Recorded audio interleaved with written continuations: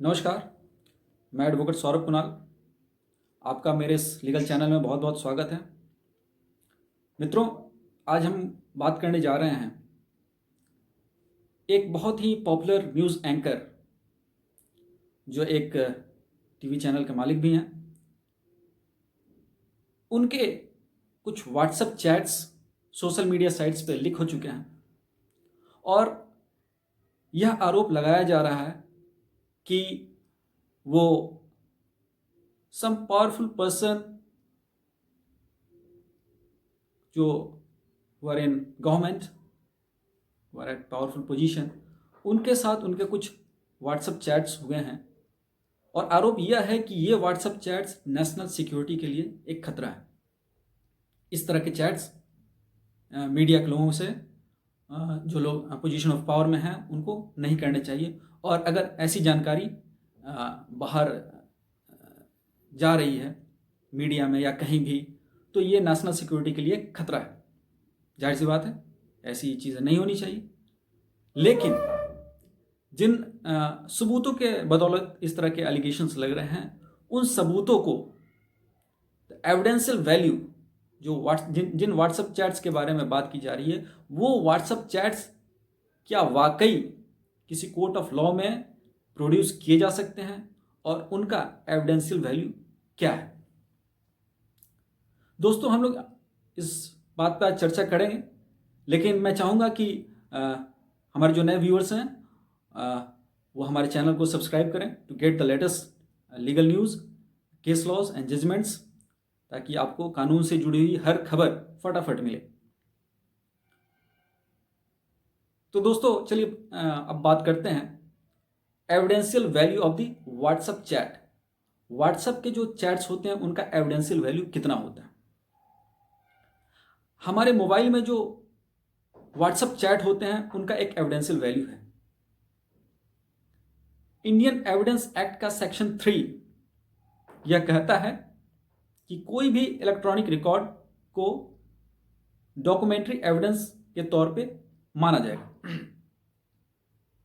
अब IT act का section 2 sub clause 1 sub clause T यह कहता है कि कोई भी डाटा रिकॉर्ड या डाटा जनरेटेड इमेज या पिक्चर या साउंड एक इलेक्ट्रॉनिक रिकॉर्ड है, और जब यह एक इलेक्ट्रॉनिक रिकॉर्ड है तो उसका इंडियन एविडेंस एक्ट के तहत इसे डॉक्यूमेंट्री एविडेंस माना जाएगा।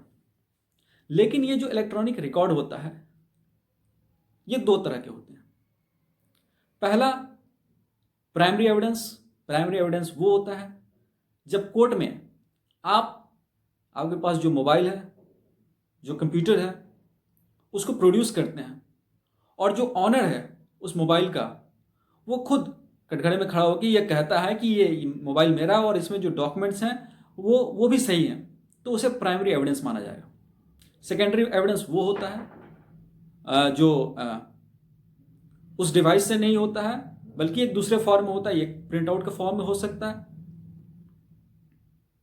तो आमतौर पे कोर्ट में जो केसेस फाइल होते हैं उसमें व्हाट्सएप चैट्स के प्रिंट आउट ही दिए जाते हैं और इसके साथ ही एक 65B का सर्टिफिकेट भी लगाया जाता है, जो कि सुप्रीम कोर्ट ने अर्जुन पंडित वर्सेस कैलाश कुशन राव केस में इस बात को कैटेगोरिकली कहा था कि a certificate under 65B is a precondition for the admissibility of electronic record.